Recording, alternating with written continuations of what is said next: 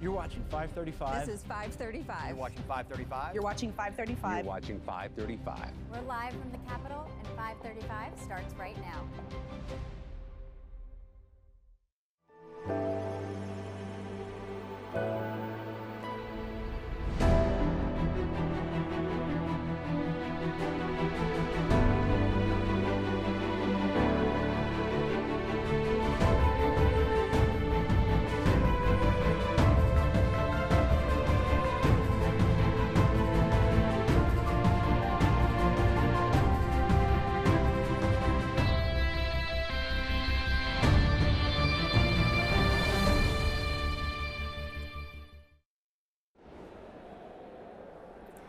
Welcome to 535. I'm Mariana Sotomayor, congressional correspondent at Puck News. We have a lot of interviews this week, and we may have a celebrity sighting on today's show. Fact check, we do. Rainn Wilson, famous from The Office, is going to be here today. But first, I have a celebrity within the House Democratic Caucus, Congressman Brad Schneider, Democrat of Illinois. He's also the chairman of the New Democrat Coalition, a pretty pragmatic group who likes to get a lot done and focus on policy, which is what we're going to talk about today. Congressman, thanks for joining us. Thanks for having me. Did you say you're a celebrity? I don't think so. Okay, but, well, you know. Rainn Wilson is a celebrity. Yeah. You're very well known up here, though, and you've got a lot on your plate this year. And last year too. It's a busy time in Congress. Yes, and there's possibly a lot on the horizon for Democrats if you all take back the majority, and I know that that's what the New Democratic Coalition, the New Dems, have been working on. Past year, it's been a lot of working groups, conversations, what are the policies we focus on, and now you have the New Dems American Promise Agenda. So for those who don't know, what you all are promising, very briefly, lower costs, less chaos, real solutions. And under that banner, dozens of different policy areas that you would love Democrats to target, especially if you all are in the majority. Under that, it's give Americans a fair shot to get ahead, tackle the most difficult challenges, and restoring faith in government, fighting corruption. 65 pages, delved into all of that. 65 pages, one-page summary. There you go. Look, the devil's in the details, yeah. And there's no one single policy that's going to address what Americans are looking to their government for, but there is a principle, and I think the basic principle is government working to make life better for the American people. And what we've seen with this Republican administration is the exact opposite. Costs are rising. It's just getting harder for families to make ends meet, to get ahead, to provide for their kids. The H.R. 1 Republican bill, their number one priority, one big beautiful bill that they called it and then had to change the name. It takes health care away from tens of millions of people. It cuts SNAP. It just has raised prices, made life more difficult for American people. What we're focused on is fulfilling the American dream, helping the American people provide for their families, pursue their aspirations, and get ahead. Yeah, one thing I've heard from House Democrats for the past year is that word affordability and lowering costs. That's definitely number one for the caucus's agenda. What you all propose, policies, as you mentioned, healthcare, housing, energy, family care, household essentials like groceries and internet, furniture even. Right. So there's a lot in here. It's obviously the first kind of go at what all these priorities are, but when you are talking to leadership, what are you saying, hey, let's prioritize these first under lowering costs? Well, I think what the first priority is to listen to what our voters are telling us. Mm-hmm. What do they want us to focus on? And the economy is number one. And this isn't new. It goes back to Clinton. Is the economy stupid? Mm-hmm. When the economy's growing, when people feel secure about their future, that they can provide for their kids and secure their retirement, we can tackle a whole lot of other problems. When they don't feel secure, it's hard to do anything else. So it's about investing in local communities, creating quality, well-paying jobs that provide job security, putting more money in people's pockets so they can afford their groceries, their housing, their health care, and trying to bring down the cost of those daily essentials and the cost of housing and long-term issues as well. That's what New Dems have been focused on, have always been focused on, but in this moment, this is the priority. At the same time, people are so frustrated by what they're seeing in this administration, the level of corruption. The way I say it is the stench of corruption permeates every action this administration is taking. And so I think the American people are looking to Congress, and in particular the Democrats, to address that, because corruption eats at the very roots of our democracy. So it is about restoring voting rights to all Americans. Every citizen should be able to cast their vote, know their vote will be counted, and trust the tally of the election. It is about dealing with the issues of self-dealing. Too many people looking to benefit themselves rather than benefit the people they're working for. And so these are two of the key issues that we're working on. Yeah, on that corruption piece, I mean, that's something that Democrats are also hoping to tackle, potentially in the majority. You mentioned, potentially reforms for Congress, reforms obviously for the White House and the administration. Also the Supreme Court, right? That's a little bit government. of what it's all across the board. You learn in 5th grade the 3 branches of government: the Yeah. legislature, the executive branch, and the judiciary. And what the founders, I think, knew is that the American people put a trust in the folks working on their behalf. And the higher up, the president has the highest level of trust, representing every American. Each of us in the House represents our district.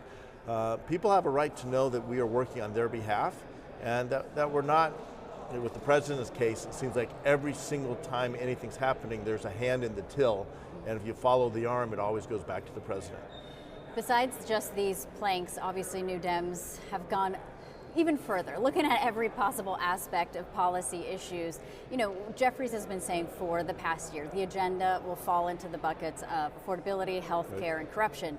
You all include, for example, immigration, education, workforce, even rural voters. I mean, you guys go a lot further to help a number of people. Not to say that that's not going to be adopted, potentially, for the whole caucus, but tell me a little bit about those buckets. Why is it important to also well, I think it's important that the buckets you can put things into is, number one, giving every American a fair shot to get ahead.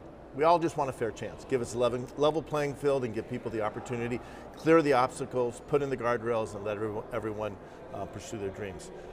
The second thing, and this is where I think New Dems stand out, is we are ready, and we have done as we have done in the past, to tackle the big problems the country faces. So that includes immigration, border security, and immigration reform that puts us on a track of growing our economy and living up to our values as a nation. It's also dealing with health care. It's dealing with education. You run down the list of issues that for too long, especially with this Republican Congress, they put their head in their sand or they turn their back from the problems everyday Americans are facing. We want to tackle those head on and give people hope. So one thing that I know a number of Democrats are kind of figuring out right now, you guys have your policies, it extends beyond the New Dems, just talking to leadership and saying, hey, we should prioritize this, hopefully you can support my bill or put that as part as, HR 1 to 10. Those conversations are happening now. You all introduced this agenda last month. What are those conversations like with leadership? Did you just hand a paper over to Jeffries? No, we work hand in glove with leadership. I work well with the chair of the Progressive Caucus, Greg Gassar, as well. We're talking with each other. Leader Jeffries has a meeting of the various groups within the Democratic Caucus every week called Crescendo. Yeah. We're talking about where the priorities. Our focus, and this represents my just general philosophy, if you try to do everything at once, that's a recipe for failure. If you set your priorities and lay down foundation and then layer upon layer, we can do everything given enough time and enough commitment of working together. Yeah. Let's start with the things that will have the biggest impact. This is right now trying to make it easier for Americans to pay their bills, to get to the end of the month. We're sitting here early in June and people might be feeling pretty good.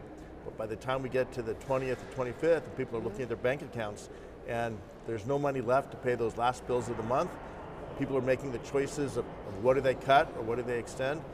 That's what we want to give people a chance to say at the end of the month, they're not looking at where to cut, but how they can save a little bit more to plan for a vacation or for the retirement. Yeah, you mentioned, at least I think this is what you were alluding to. You said, trying to squeeze in everything into something that, and it just makes it hard for voters to understand what exactly Democrats have passed. Republicans are seeing this issue with the one big beautiful bill. I kind of want to segue to the promise ultimately that this agenda makes, which is, you all say it's a commitment to America, and that, quote, when Democrats are in power, we will work to deliver real solutions, not empty promises. And I've just been talking to Democrats, this is where they might have some hesitancy in their majority, because there's so much you all want to get done. There's so much you want to push back on. And Trump's still going to be president. We'll see what happens in the Senate. How do you win back trust with voters when, sure, you might be able to pass scores of pieces of legislation quite quickly, but you might have a Republican Senate and Trump who might veto everything, right? And voters are still going to feel like the economy isn't working for them. There's a difference between passing a bill in the House and making it law, getting it through the Senate and signed by the president, as you noted. The New Dems' American Promise is our governing agenda for the rest of 2026. It's our vision forward, but it's also what we're focused on into 2027, 28, on to the future. It is a long-term view because, as I said before, we have to lay solid foundations to secure our future. And that's what we're working with our colleagues within the New Dems and across the Democratic caucus, and we'll reach across the aisle. What we want to do in the next Congress, when the Democrats have the majority, when Hakeem Jeffries is the Speaker of the House, is set a course that will move us forward. We know that President Trump is going to likely veto anything that might pass the House and the Senate if it doesn't specifically benefit him. We also know he's transactional, so we'll look for those opportunities to have some wins. If I switch to baseball analogy, sure. Singles and doubles, not necessarily home runs, but focused on showing the American people that the Democrats have a vision to move the nation forward, earn the right to have the chance to govern, electing a Democratic president in 2028, and governing in a way that delivers on the promises that we're making today in 2026. Looking ahead, the New Dems are already the largest ideological faction within the House Democratic caucus. I think there were lessons learned after 2024. There was voter pushback to the more far left perspective, let's say, right, that exists within the Democratic Party. To be able to win the majority, there's a lot of Democratic candidates in swing districts trying to flip Republican districts. I'm sure you are also talking to those candidates, trying to get a sense of, would you support these policies? I'm sure you've handed over the agenda so far. Absolutely, and we're talking to candidates in district that we're trying to flip from Republican to Democrat. We've endorsed 29 candidates so far this election cycle.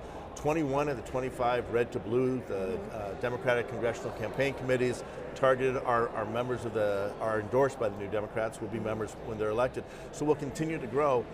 The common thread through all of these are people who know the districts they're seeking to represent, understand the issues that people care about, and are committed to coming to Washington to get things done on their behalf.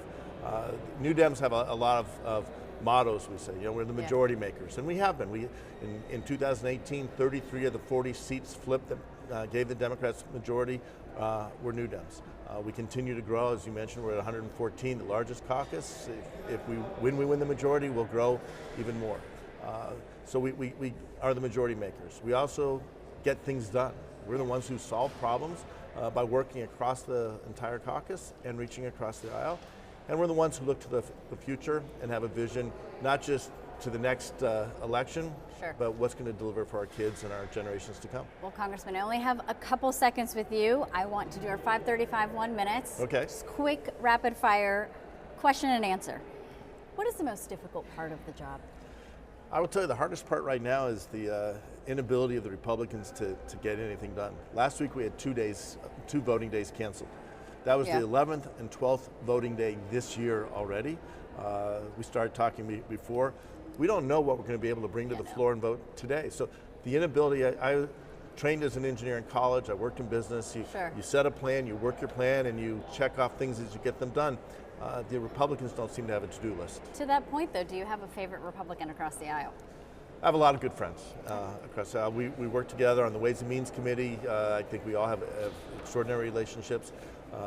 One of the things I'm most proud of is as members leave, you oftentimes forget them. I don't want to lose those friendships, Democrat and Republican, and I've stayed close with friends on both sides as they've left Congress. And what's your plan for August recess or for the New Dems?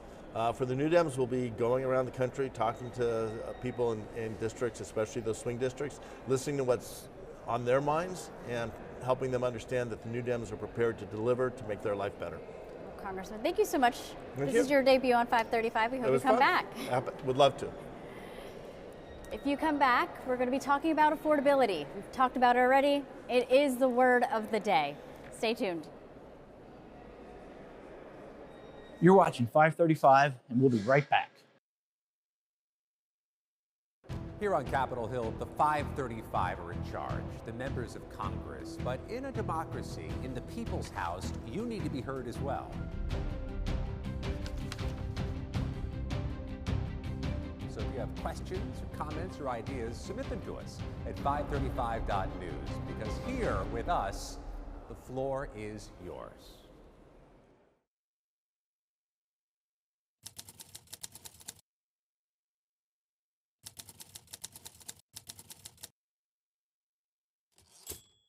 This intolerable dependence on foreign oil is a clear and present danger to our nation. We will not return to the days of gas lines. I have repeatedly called for more energy independence for America.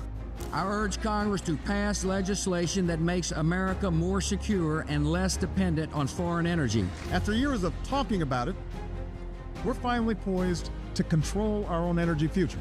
It's time to deliver true long-term energy independence in America. We will have energy independence and energy dominance.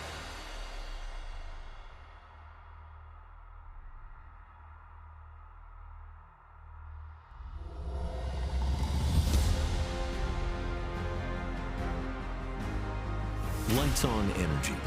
Energy dominance starts now.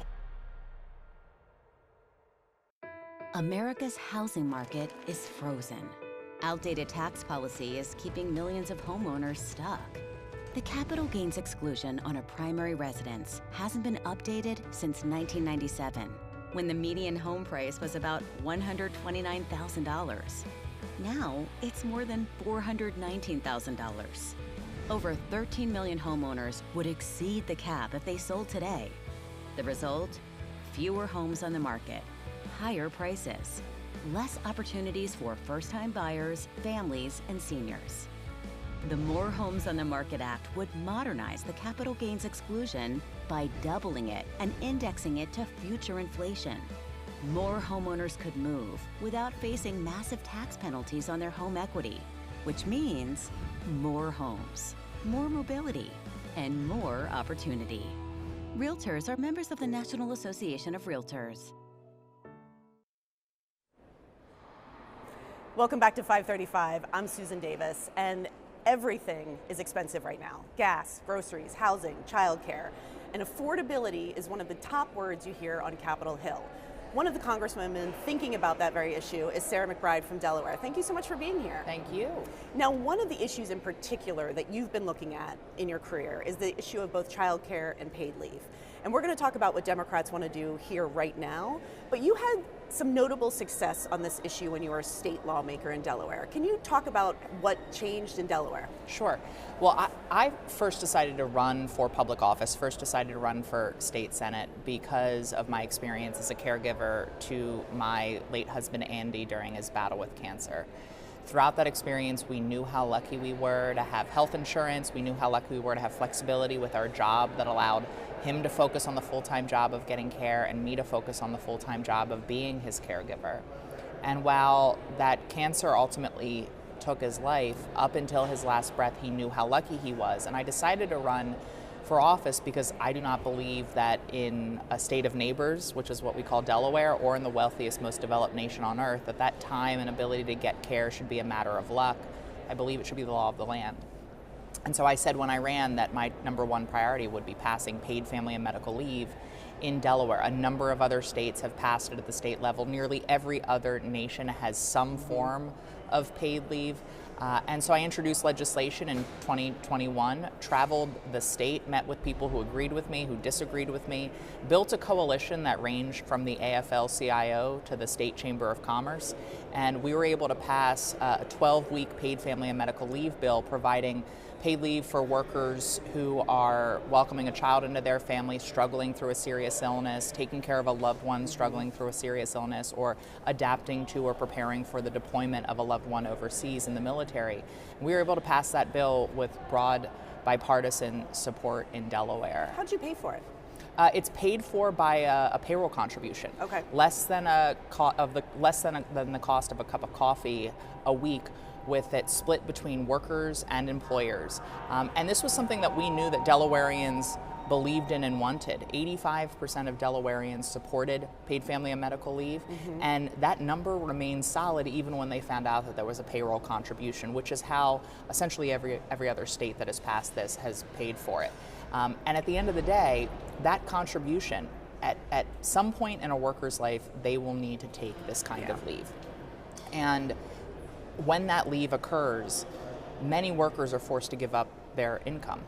And what they give up in their income when they take that inevitable leave is far greater than the predictable fraction of a percentage payroll contribution that they make weekly. And similarly for businesses, in the longest state to have had a paid leave program at the state level, 90% of businesses said that their state's paid leave program, even with the contribution, had a positive impact or neutral impact on their bottom line. And actually small businesses were even more likely than large businesses to say that the program had a positive, not just neutral impact on their bottom line. And so I believe this is a policy that's a win-win-win. It's a win for workers, it's a win for businesses, and it's a win for our economy overall. And it operates and is funded similar to Medicare and Social Security. For a long time, this was an issue on Capitol Hill that I think was more of a left-right issue. But I do think in some ways the conversation has shifted on this. And we've had lawmakers on this show, Republican women and Democratic women, saying there is more of a coalition here to look at this more broadly and see if there is a national solution. Do you find that there is more engagement across the aisle here? Could it be as bipartisan as it was in a state like Delaware? You know, I think there is definitely bipartisan recognition that this is a problem, that we have a 1950s care infrastructure for a 2026 workforce, and that something needs to change. Yeah. And I think that's a byproduct of more caregivers, more women, more parents from working class backgrounds present here in the halls of Congress on both sides of the aisle. Unfortunately, I do think that there remains disagreement about how best to achieve this. I think my colleagues on the other side of the aisle often want to push forward policies that unfortunately have proven not to be successful in expanding access to paid leave, trying to incentivize businesses to do this on their own. But the reality is that the most affordable and widely available way to make this available to the American people is through a default public option that workers and employers help to form, and that is guaranteed for workers no matter where they work. Because right now, one of the challenges that I hear from smaller businesses is that this is an increasingly in-demand benefit for families. For hiring. And they are at a competitive disadvantage when it comes to this benefit with larger employers who are adopting this on their own, who can afford to adopt this policy on their own, because when it's an individual business, even a big one, it is more expensive to provide this benefit than when you pool resources across the workforce. Right. And so these smaller businesses have a real challenge in competing, and unfortunately the policies we've seen from the other side of the aisle, perhaps well-intended, just don't have the same effect in expanding access and allowing this program to be genuinely affordable and available for workers and businesses across size. I also think it's interesting because for a lot of, when we talk about paid leave, I think often we think about childcare, having children, but we're also in this period of time where we talk about the squeeze generation. With such a significant aging population, increasingly people will have to take paid leave to take care of their parents. I mean, I think that is a very common issue in American life today. That is a huge issue, and as we see more members of Congress from younger generations that fall in that sandwich generation, right, where they're caring for a young child but also caring for an aging parent at the same time, it only reinforces how urgent paid leave is and also how universal the need is. I think a lot of times when people hear paid leave, they just think about the parental leave component of it. Yeah. But this is also about a person who's diagnosed with cancer, or a worker who's caring for an aging parent, or like I did for a partner or a spouse. Yeah. And you know, when we talk about access to health care, the crisis of affordability in healthcare is not limited to the cost of prescription drugs or the cost of a premium or copayment or a deductible. It also includes the financial sacrifice that people have to make when they're forced to take time off work to get radiation or chemotherapy or have surgery. And that financial toll, the average American doesn't have more than $400 in saving. That financial toll is significant at a moment of crisis in a person or in a family's life, when they're already feeling the stressor and terror of a serious illness, to throw into question their ability to pay the rent or put food on the table, that is, I think, a cruelty and an indignity on top of the cruelty of that illness in the first place. Well, let's talk some of the specifics, because I know you are either a lead sponsor or co-sponsor of several pieces of legislation. Let me see where we should start. Maybe we'll start with the Family Act. Yeah. Can you explain, and that to me seems like a broader coalition of Democrats supporting this. What would the Family Act do? Yeah, so the Family Act is the cornerstone of the paid leave movement at the national level. This is legislation that would guarantee paid family and medical leave for those welcoming a child into their family struggling through a serious illness, or taking care of a loved one struggling through a serious illness, for all workers nationwide. This is what we need to pass at the end of the day to fully modernize that support system, that care infrastructure in this country. It's sponsored by Rosa DeLauro, who's done an amazing job shepherding this through. A version of it almost got passed in what was Build Back Better during the Biden administration, but unfortunately it fell out. And I believe legislation like the Family Act really does have to be at the top of our agenda in a majority, and I believe at the top of the agenda for hopefully a Democratic trifecta come 2029, because at the end of the day, we can make improvements to the pre-existing FMLA law, which guarantees 12 weeks of job-protected unpaid leave for many workers in this country, although not all. But at the end of the day, we need not only job-protected leave for all workers, but paid leave for all workers, and that's what the Family Act would do. I'm curious about what this conversation is like right now in the Democratic caucus, because obviously there is a lot of conversations going on about policy agenda. If you take the majority, what does the party want to advance and fight for? And I'm curious, when you're in this room, where the consensus is on things like this. I mean, is it top 3? Is it top 10? I mean, where is there any disagreement on how quickly Democrats should focus on something like this? Well, I think I would say that I think there's broad support for it being in that top 10 agenda. The reality of the cost crisis that we're facing right now is that there's no silver bullet. There's no one single policy that will address the rising costs that my constituents are facing. And when I'm back in Delaware, what I'm hearing from folks is that it's the cost of energy bills, it's the cost of groceries, it's the cost of gas, it's the cost of starting a family from the time you have to take off to the cost of childcare, it's the cost of housing. And we're going to need to have a multifaceted agenda, a multi-pronged agenda as a majority to really address the full scope of the cost crisis that people are facing in this country. And so I do think paid leave should be at the heart of that agenda within those first 10 bills, but there's a larger conversation going on within our caucus about that. I will say that the Family Act has almost the entirety of the Democratic caucus on it as co-sponsors. This is a policy, much like childcare, that many of my colleagues have already voted in support of in previous Congress in some form or fashion. And I think when it comes to paid leave and childcare for all, I think while there's obviously nuances in the details, I think both of those policies not only meet the needs of my constituents and I believe Americans across this country, but I think they're the kinds of big, bold, transformational economic policies that Americans of all different ideological backgrounds are demanding. And I think those are big, bold policies that the entirety of our caucus, across the ideological spectrum of our caucus, can unite behind, as they have in the past. It's also interesting to me, too, because in a world where Democrats may win the House and have split government, the Trump administration, which I'm sure you don't agree with on many of these measures, but in the first term of the Trump administration, they did expand FMLA to federal workers. Yes. I mean, it does seem like you may actually potentially maybe have a partner in the White House on this issue. Look, I've always said I'm willing to work with anyone who's willing to work with me to help Delawareans. I wonder if this Trump administration would be as open as the first Trump administration, with Ivanka no longer in the West Wing, to engage with us in good faith and in a meaningful way. But I would certainly welcome the opportunity to work with anyone to pass paid leave, because this is an urgent issue. I mean, it is an urgent need for people. And while my general sense is we'll probably need a Democratic trifecta to adopt meaningful paid leave legislation, I'll certainly work with Republicans. If they're willing to work with me on paid leave, I'll work with them. If they're willing to work with me on other more discrete improvements to the existing laws that we have, I'm already working with them to make sure we're modernizing FMLA to better reflect the diversity of families and experiences today. Congresswoman, I had so many more questions to ask you, but we got so in on paid leave and childcare that I think we ran out of time. So the answer to that is you have to come back on 535 soon. Would love that. And talk about more things that you care about and that are important to the caucus. Sarah McBride from Delaware, thank you so much for being here. I really appreciate your time. Thanks for having me. We need to take a very quick break, but we'll be right back with more 535. You're watching 535, and we'll be right back. I work hard. My dad worked hard. That's where I got it from. What I take home is my future and my kids' future. And if I can invest in companies, they're going to reflect my principles, what I believe in.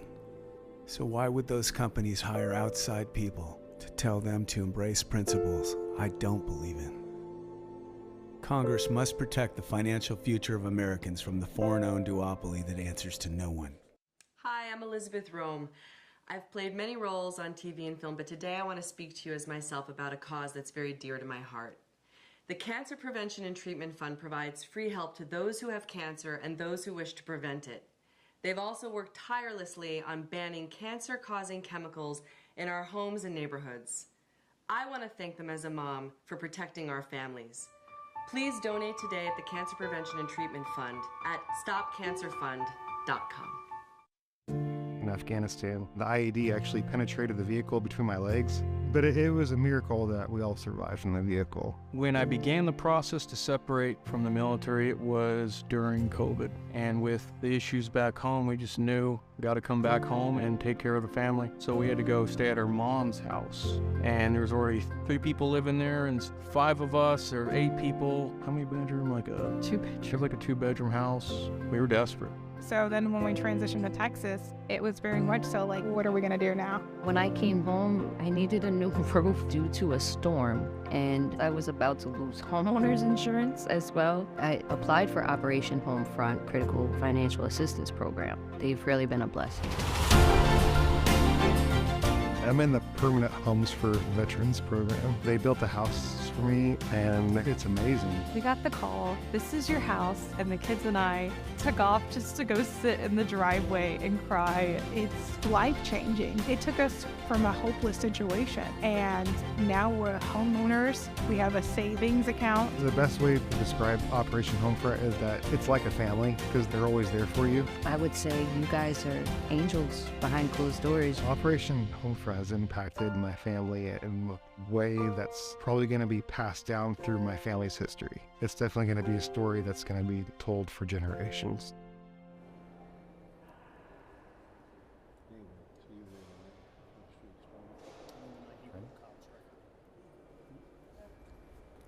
Welcome back to 535 News. I'm Paul Kane, congressional reporter for Notice, and we're joined here today for a really, really fun and important discussion.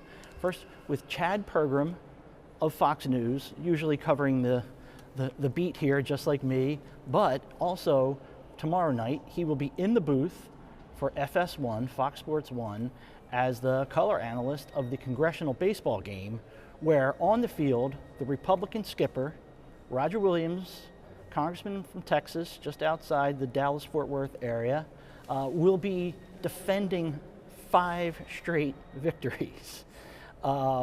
So, tell us about this game and how important it is to the culture around here. What does it mean to, a lot of people will probably think, oh gosh, how silly, a baseball game. Well, it's important around here. You know, you got to go back to 1913 or 1909 when the game actually started. It's been played that long, but it's good for the culture around here because we need bipartisan things to happen up here. This is one time that we do it.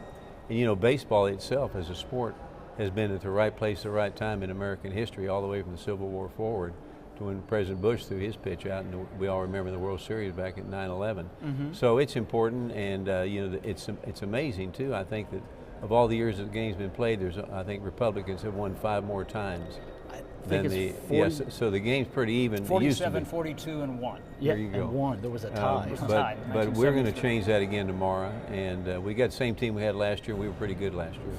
Okay, and now the event does, you know, last year I think they sold 31,000 tickets for Nats Park. The game's grown in its popularity.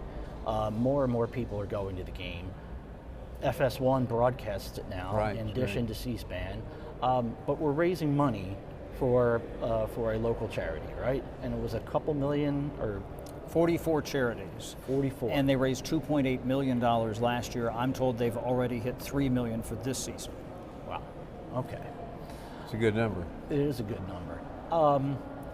44 is a good number with the Atlanta Braves. 44 is a real good number. Pete Rose. Yeah. How did you explain how you ended up as coach? And what have you done with the team that might have been a little different when they were in that losing streak? Well, yeah, I mean, everybody does it differently, but when I got asked to take the team over, I decided if I do it, I want to do it the right way. We're going to run it like spring training, like we did in West Palm Beach, Florida with the Atlanta Braves, and everybody's going to have a role. We're going to teach them the basics of the game and not overcoach them. And I had a lot of guys liked the sound of that, and they said, well, I played in high school, or I played here, played there. And we put them all together, and we've played really good the last 5 or 6 years. And I think we're giving the fans entertainment, and I think a lot of people are coming tomorrow to see us win. How many practices do you go through? Well, we start around March 1st, and we practice every day we're here. We're on the field at 5:30 till 7:15, and it's pretty good. And everybody gets dressed and goes be a congressman. Have you been over to any of the practices? I have. In fact, I was invited to come to the practice the morning that Scalise was shot in 2017. They used to practice very close to my house in Alexandria, Virginia. And it was the day before the game, and that's the reason I didn't go. But I've been to practices as far back as the late 90s and early 2000s, and we had 2 crews that came out to both the Democratic and Republican practices this year. And I think too about the importance of the game. I think the shooting had a lot to do with it. It put a lot of people on notice of the game and what can happen and the goodness that comes out of it. So I think it had a lot to do with the jump start we see right now. It really did. There was a surge that year of just people knowing about the game. And they sold, I think, 5,000-10,000 more seats, like the day after the shooting for that night. But then it was the way the teams all came together before and after around the pitcher's mound, Democrats and Republicans alike, sort of kneeling down and praying, which really sort of brought the importance of that moment home. From what One of the most amazing moments I have seen in baseball history. And I've been to an awful lot of Major League games. I was there the night that Pete Rose broke Ty Cobb's record. I've been to World Series games. Was Steve Scalise came back and played the next year. And on the very first pitch, he was in the field. Raul Ruiz, who's a Democrat from California, hit a sharp ball right to his right. Scalise was in the field. This is a year later after being shot. He made a stab at it, got it, and threw him out at first base on the very first pitch. I've never seen, you can't write that stuff. That's Field of Dreams stuff right there. That's the natural. There's no question, and he was in a position where he couldn't move. I mean, where he we threw put from him, his back. Yeah, wherever we put him, that's where he was going to be. And the ball that Chad's talking about came right to him. He fielded and threw from his knees. And it kind of said, well, he's back, we're back, baseball brought us together again, let's go. Is Scalise, I assume he's going to play again? Oh yeah, he's our leadoff hitter. He leads off, and I think the last 3 years he's led the game off with a single up the middle. He's hurt again though. He's got a foot injury though, he said, right? Yeah, his foot was in a boot. He's got another foot. He got 2 feet. Do you have any new players this year that have come along either through special elections or somebody who wasn't around last year and couldn't have time? Is there anything new about the lineup? We have the same team we had last year. Okay. I mean, we literally do. And so we're going to play with that. But of course, you brought it up, Chad's talked about it. Everybody's excited about Mark Teixeira coming next year. He won't play this year, but the former Yankee, great, will be in Congress. He'll be playing first base in the Congressional Baseball team. So a lot of people talk about that. Can he hit congressional pitching, though? Do you know yet? Some of these guys coming up from the minors, you never know. I know you got to give him a test. We'll see in spring training how he hits. There's a legendary story from the 80s when Jim Bunning, Hall of Fame pitcher for the Phillies and Tigers, got to Congress, and I think he blamed his Republican teammate for not being able to catch his stuff. And the word was actually that Bunning really had just kind of lost it as he got older, and just once that magic is gone as a pitcher, it can be gone. Let's talk about your background. You were at TCU, you were drafted out of high school to play, but instead you went to Texas Christian University, graduate from there, and you get drafted in the Braves organization. That first season, I looked up the stats. You batted .318. This was in rookie ball. .318, had a .399 slugging percentage, 40 RBIs in 69 games. But the next year you got hurt. How much, and that sort of sent your career sideways? Well, it did, but yeah, I got hurt sliding into first base, which I never did. I always went feet first, but I slid in head first at first base. And when I did, my arm hit the ground, it popped up, hurt like heck. Ground out, I went out center field, I couldn't throw the ball. So that began my demise, and then they wanted me to move me to second base. The problem with that was I didn't have anything on the double play coming from third to second to first. I knew that. They offered me a job managing. I took a job scouting and took a job coaching at TCU for the next 3 years and so forth. So an injury cost me, but also helps me because I can always say I didn't make it to the big leagues because I got injured, you know. But I got to play with Hank Aaron, Rico Carty. The night that Hank broke Babe Ruth's record, I was there. So baseball has been a big part of my life, and I'm grateful for it. Okay, Chad, you have this book with you. Tomorrow night, you're in the booth. You got like crazy man scribblings in there? This is the master book. Because this isn't like a normal game. Not at all. And this is what, back to our friend Pete Rose. He said that the easiest place to hit was the major leagues. The lighting is better, the pitching is better, the umpiring is better. If I was going to go down and call a Nats game or a Reds game, I would say, well, they were just in San Diego and they're on a 4-game losing streak. The Reds they lost to the Cardinals, whatever I would say. There's not a lot of information on this, let alone the stories about the players. You don't know somebody's history, and you have to dig this stuff up in the history of the game. So my wife, who is my statistician, God bless her, she helps me put together this massive book that has all sorts of statistics and stories, individual lines on things, little scribblings that I've added over the years, tales about different things. And so during the game, I rely on this. A few years ago, I called a Washington Capitals game, and my friend John Walton, who's the voice of the Capitals, who called this game for 2 years with me as the play-by-play guy, I asked him how much time he prepares per broadcast. And he told me 7 hours. Now, 7 hours is taking notes, doing interviews, watching, there's a lot that goes, same here, not all of it's just sitting in front of the computer, but it's kind of the same thing. I ran into one of your players last night who had pitched last year, Pat Harrigan. I asked him if he was going to pitch, and he said, no, I think I tore my labrum, So that's some of that preparation. He said he'll probably play in the field, right? Probably hit, but he's not going to pitch. He pitched an inning in relief last year. So that's part of that preparation that goes on. Well, and having him do the color also is another moment that elevates this game up. Fox Sports, Chad doing the color, it just all's coming together right now, and I think each year's going to get bigger and bigger. Are there any Democrats that you're particularly worried about that have been good in the past? Their pitching went very south when Cedric Richmond left Congress to go to the Biden White House, and so their pitching hasn't been as good. But do they have any batters that you're particularly worried about? No. I just think I worry about our team, and I think like if we throw strikes, we keep the ball, we play defense, we're going to be fine. I think you said this to Roll Call, that you tell people that the game is exactly like the Red Sox versus the Yankees, except a lot slower. It's in slow motion.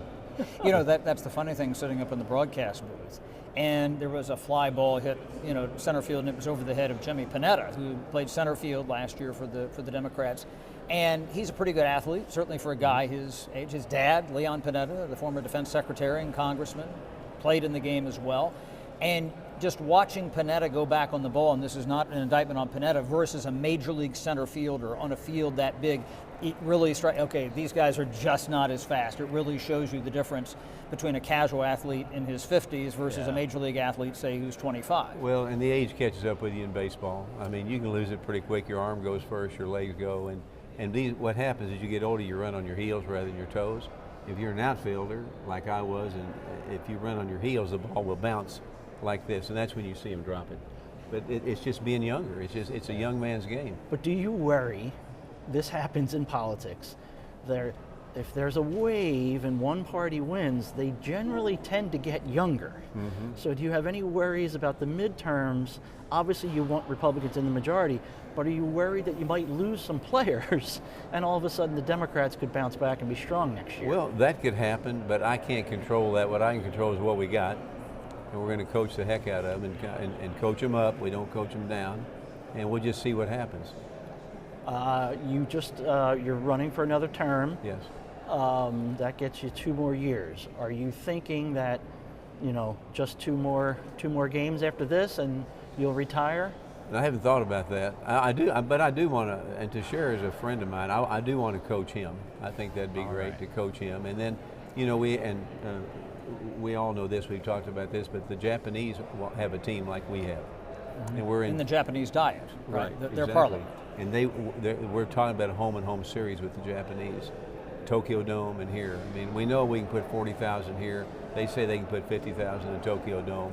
I think it'd be great. I've seen a game in Tokyo Dome before. Yeah, the Yomiuri Giants against the Hiroshima Toyo Carp, whose logo looks just like the Reds logo as well. So, we may end up playing more than one game.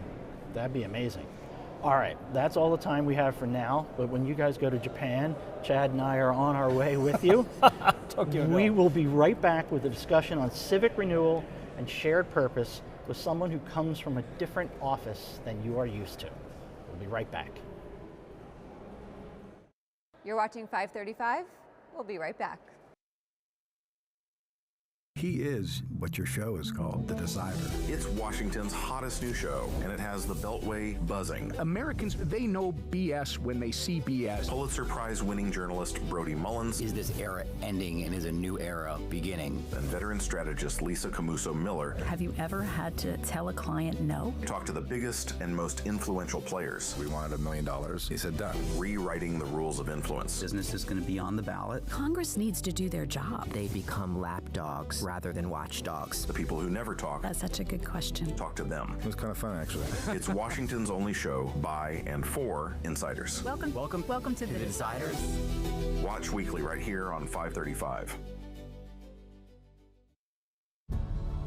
We are Lions International, one association of global volunteers, one foundation for humanitarian grants, shaping the future, one act of kindness at a time. We are on a mission to improve health and well-being, to strengthen communities, to serve a world in need. We are Lions International. To learn more, visit lionsclubs.org. There are moments that shape an organization's future. A policy shift, a crisis or investigation, a market shock. When that moment hits, the clock starts. Markets move in minutes. Regulators, employees, and customers respond instantly. Narrative helps leaders respond with pace, engage stakeholders with precision, and position brands with perspective.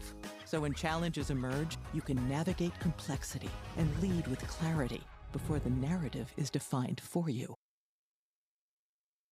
I enlisted as a medic to be there to help my patients, and after an injury, I found myself as a patient. I experienced post-traumatic seizures. Depression is a big one that comes along with it, PTSD. So I pursued my PhD in neuroscience and regenerative medicine. The coalition has helped fund my academic pursuits. They genuinely care about helping the vet in whatever way that they can. Through supporting the coalition, you're supporting some of the veterans that have the biggest needs. Visit saluteheroes.org to learn more.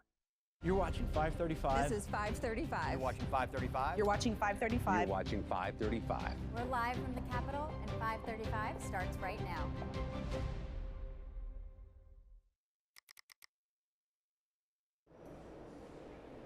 Welcome back to 535. I'm Susan Davis, and next we're going to talk about something we don't talk about all that often on Capitol Hill: spirituality and the common good. My next two guests are bonded over this idea, despite leading very different lives. Rainn Wilson is an actor, an author, an activist, and host of the Soul Boom podcast, and has long advocated for a spiritual revolution. Chris Murphy is a Democratic senator from Connecticut and has a new book out, Crisis of the Common Good, The Fight for Meaning and Connection in a Broken America. Thank you both for coming on the show. Yeah, thank you. Great to be here. To get this out of the way, I think a lot of people might be watching this and asking, how did these two people know each other? So how did you get to know each other, and was it over the course of this kind of work? Well, we got to know each other in the last 2 minutes. Great. Yep. So and we bonded. We're minutes long friends. It was beautiful. Yeah, but it's a brand new friendship. Yeah, it's a new friendship. but a beautiful, a growing one. It can go nowhere but up from Community here. has to start somewhere. This is an idea that you both agree on, but you come at it from very different perspectives, is that there is a bit of a spiritual crisis in this country. I think you might have different ideas, so I'll ask you both, how did we get here? You want me to start? Yeah. Well, I mean, listen, obviously, like, this whole place revolves around the main character, Donald Trump.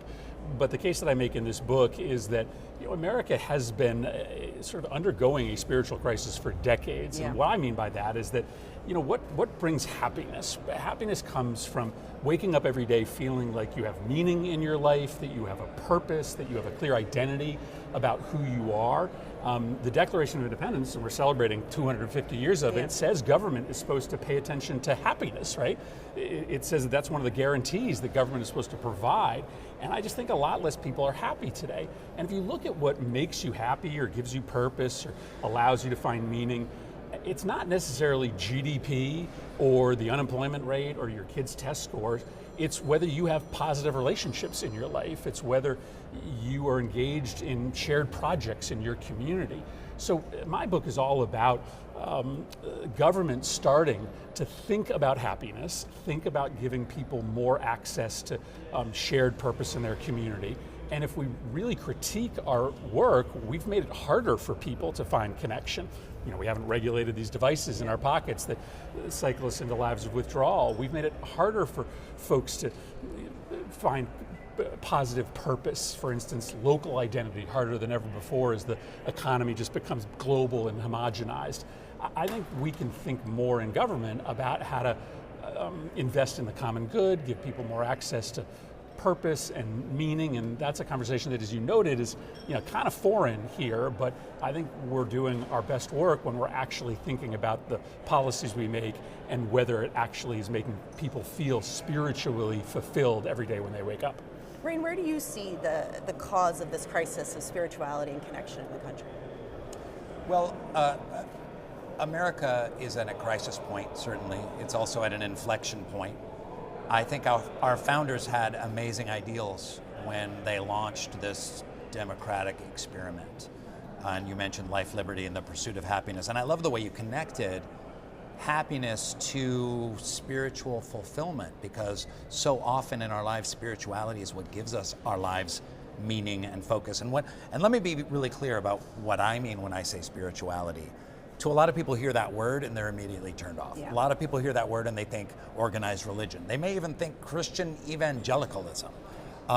Or they may think kind of like New Age, airy-fairy yoga classes and crystals or something like that. When I speak of spirituality, what I'm speaking about is the common shared universal values that we all treasure, that are part of the human heart and part of the human experience. And that is compassion and love for one another, service to one another, as exemplified by Jesus Christ and so many other great spiritual teachers. But you don't have to have a faith to be thinking about spirituality. But again, going back to our founders, they founded us on e pluribus unum, out of many one, and yet we're very divided. We've been more divided. We were more divided 100 years ago. It was certainly more divided 150 years ago. And we're divided again, and we have to have hope that the systems can carry us forward to a certain degree, but the systems perhaps need to be recalibrated, reinvigorated. We, in this letter, A Common Endeavor, we talk about the spiritual renewal of America. Yes, we look back on the last 250 years and celebrate what we've done, but where can we go over the next 250 years? And this letter from the Baha'i National Community of America is talking about a spiritual renewal of democracy. We're trying to engage in that conversation, and that's a mutual conversation that we both undertake. And just for clarity, you are a member of the Baha'i faith. I am a member of the Baha'i faith, yes. Can you explain quickly what that is? Because I don't think it's a denomination. How much time do we have? The Twitter version of it. The Baha'i faith believes that all of the world's major religions come from one source, one God, and that they're all ever unfolding chapters of a book. So as a Baha'i, I'm also a Christian. As a Baha'i, I'm also a Muslim. As a Baha'i, I'm also a Buddhist, because all of those sacred texts are central to the Baha'i faith. And Baha'is are working to build unity and work in service, but through a kind of a radical spiritual revolution, spiritualizing systems and processes. Can you talk about, I think one of the questions I have here is, even if you agree with what the case you're making, where is the responsibility on me, and by me I mean the individual, the average person, to find that community and connection, and where is the responsibility of either culture or government? How much of my happiness is your responsibility? Yeah, it's a great question. I mean, again, I talked about the Declaration of Independence because our founders believed that our job was to create a society in which people can find happiness, right? So this isn't an irrelevant topic, this is maybe the most relevant topic. And how do you find happiness? You find happiness through identity, through purpose. Often that is a religious identity. Sometimes that is a religious purpose, but sometimes it's just finding common purpose with your neighbors. And government has just made a bunch of decisions to make it harder for people to be spiritually healthy. For example, it's harder than ever today to even join organized religion because you have to work 70 hours in order to make the same standard of living that 40 hours would have given you a generation ago. Leisure time is really important in order to be spiritually healthy. So wages matter when you're talking about happiness and fulfillment. These devices in our pocket, we decided to not regulate them. No other technology in the history of America has been unregulated, even as it is so poisonous. If you want people to be spiritually healthy, you have to get them off their devices. And government has made a decision not to protect people from that poison. So yes, ultimately, happiness and spiritual fulfillment comes from your own individual journey. But government has set you up for failure because we are not allowing people to find that easy access to common purpose, meaning, and identity, as was, I think, the case a generation ago. So what do you see the roadmap as? Like, if you're giving advice and you're this book and your talks, and people say, okay, I agree, where do we go from here? Well, I think it ties into your previous question of what is your responsibility, what is my responsibility, what is the average citizen or voter's responsibility. And I think in every faith tradition, there is a spiritual charge to try and make the world a better place. Of course, we need to grow ourselves and our souls, and we need to take care of our families, and that's primary. But we also need to take the tools and qualities and talents that we were God-given and put them to use to make the world a better place. We need to engage in conversations much like the one that we're having. And you can have this conversation in a cul-de-sac or a church basement or a Rotary Club. You don't have to be on Capitol Hill in order to do it. And I think joining groups and helping create community at the grassroots is something that everyone can do. So what can we do? What do we need to do? Where does hope come from? It comes from, there's been an outrageous decline in people not participating in any kind of like civic discourse. And I'm talking about a pickleball league or a Rotary Club or Kiwanis or, so this has frayed the social order. So we're just yelling at each other on our phones, and we're listening to news organizations that are yelling at us and pricking us into outrage. And so anything we can do to get together with our neighbors, a service project, a project of commonality at City Hall, with our churches, service projects, this is where I think Americans need to turn their focus so that we're not simply relying on our wonderful elected officials to direct the course of our communities. Yeah, I think that's exactly right. And it is a mutual project between government and individuals. And Rainn, you referenced the times in our past that we have been really divided, and that's true. It's important to remember. Same as it ever was. Right, 100 years ago was the Gilded Age, a time that felt a lot like this time. And citizens made their own decisions to try to build a more communitarian society. Those groups you're talking about, Rotary, Kiwanis, Civitan, Lions, they were all formed in a 5-year period of time from 1910 to 1915, when citizens, tired over the Gilded Age, tired of being pitted against each other, just decided they wanted to engage in service.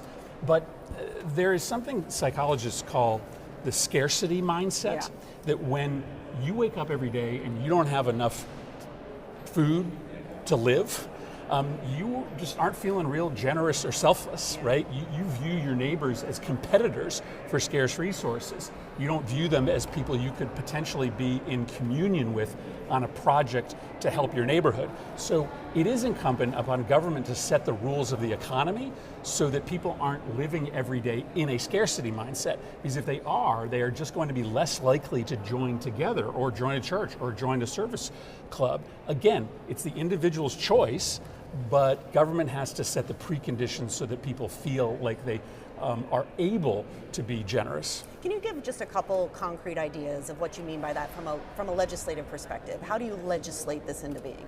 Well, some of it is just about wages, right? Making sure that if you're going to work 40 hours a week, that you're getting a living wage. And that's a big jump from where we are today. A living wage, just having enough to pay all your bills, that's probably $25 an hour.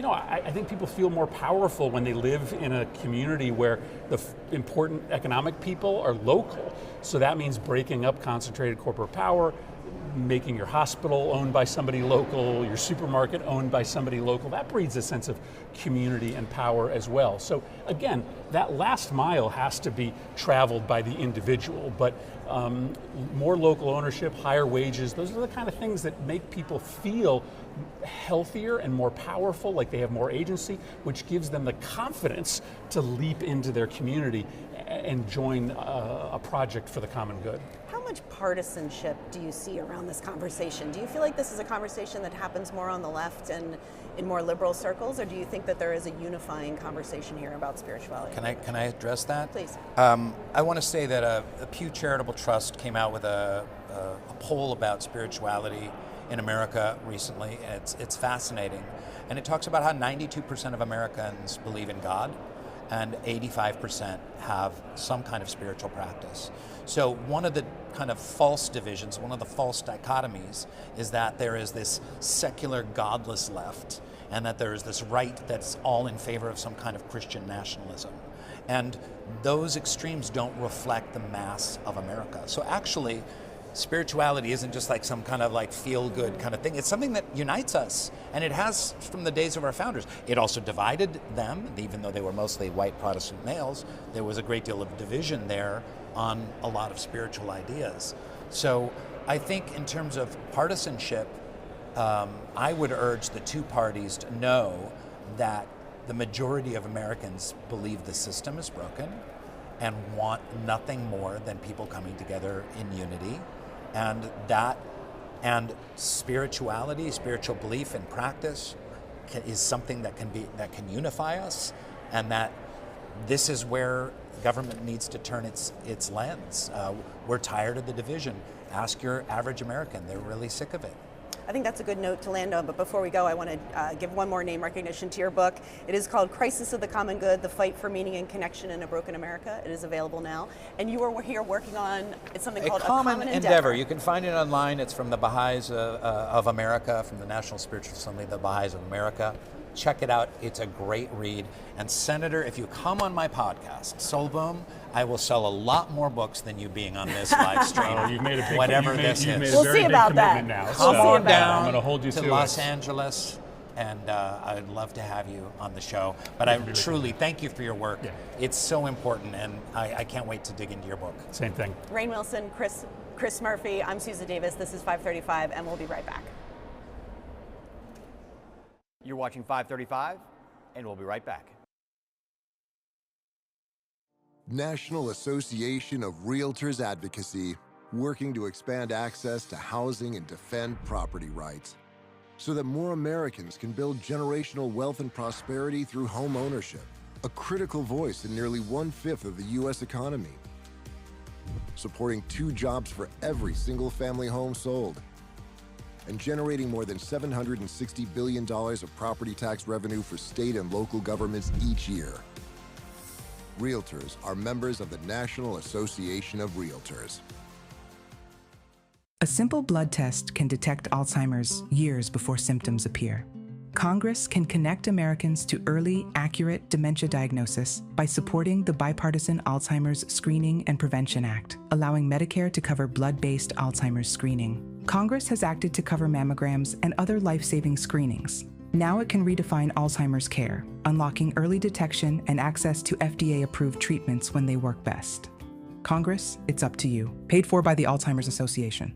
This intolerable dependence on foreign oil is a clear and present danger to our nation. We will not return to the days of gas lines. I have repeatedly called for more energy independence for America. I urge Congress to pass legislation that makes America more secure and less dependent on foreign energy. After years of talking about it, we're finally poised to control our own energy future. It's time to deliver true long-term energy independence in America. We will have energy independence and energy dominance.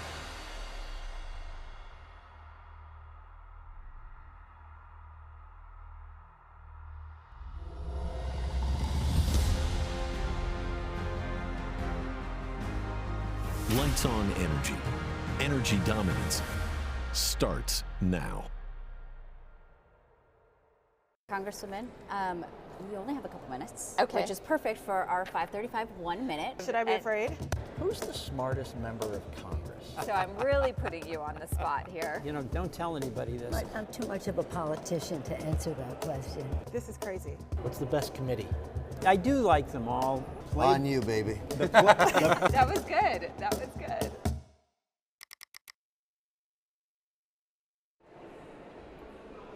Back on 535 News, I'm Scott McFarland. Next up is Mike Thompson, Democrat from the Sacramento area of California, a leader in his caucus on issues of gun violence control.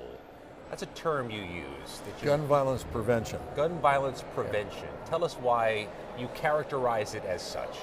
Well, that's what it's about. It's about stopping, preventing, helping to stop, help prevent gun violence. Someone who uses a gun to harm someone. You think it may hurt the effort if it's characterized as gun control or firearms control? You like to use the term gun violence reduction. Explain the contrast. Yeah, historically, that's always been the case. When you talk about gun control, some folks think you're talking about taking their guns away or preventing law-abiding citizens from owning firearms, and that's not the intent. The intent is to address gun violence, address people who use a firearm to harm themselves or to harm others. Let's talk about the issue and the effort. It's 14 years ago now, after Sandy Hook, then Speaker Pelosi put you in charge of the Gun Violence Task Force, the Gun Violence Reduction Task Force. What's become of that, and what progress has been made over the last 14 years? Seems like just yesterday. Yeah. You're correct, and we just had a meeting this morning of the Gun Violence Prevention Task Force, and we're briefed today by the outside experts on the ramifications of some of the regulatory changes that this administration is trying to make, proposing to make. We had a press conference today that I participated in with Lucy McBath, who is also a leader in the gun violence prevention space, on the issue of red flag laws, something that's been very, very successful in reducing gun violence, and we continue to do that. We meet regularly, we work on legislation together, we work with outside groups who not only work in the congressional space, but also in state legislators, lay chores, and we work to educate voters on how important this work is, how it can make their communities safer. It seems to me you're preparing for the eventuality or the possibility of a Democratic House majority, and I suspect you'd want to get after this legislatively. Where would you start? What would be a good building block you think you could get some bipartisan support for? Well, we have bipartisan support for a lot of the legislation that we're doing, a lot of the work that we're doing.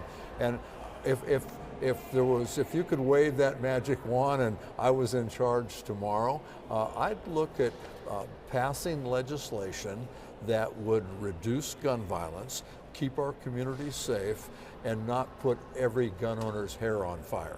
There's some common sense, reasonable gun measures that we could pass that would have an impact, make our communities safer, save lives, that would not affect anybody who is not a threat to themselves or others from having access to firearms.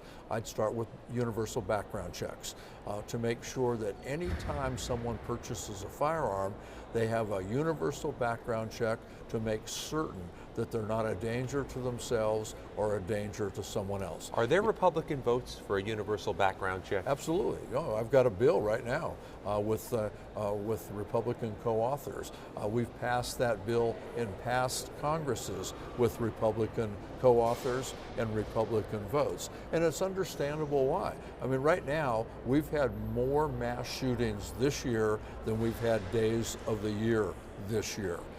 Every day, 30 people are killed by someone using a gun, and if you factor in accidental deaths and suicide, that number goes up to over 100 people every day. People across the political spectrum, across the geography of our great country, understand there's things that we can do. I had a guy the other day at a town hall meeting, I referred to him as the guy with Carhartt pants and a tractor hat. He was demanding to know when he could start feeling safe about sending his daughter to school. Because as you know, gun violence is the #1 cause of death for kids and for teenagers. And there's things that we can do. Also red flag laws, safe storage laws, enacting legislation that will require people to safely secure their firearms when they're not in use. Let me pause you on red flag laws. You've talked about these before.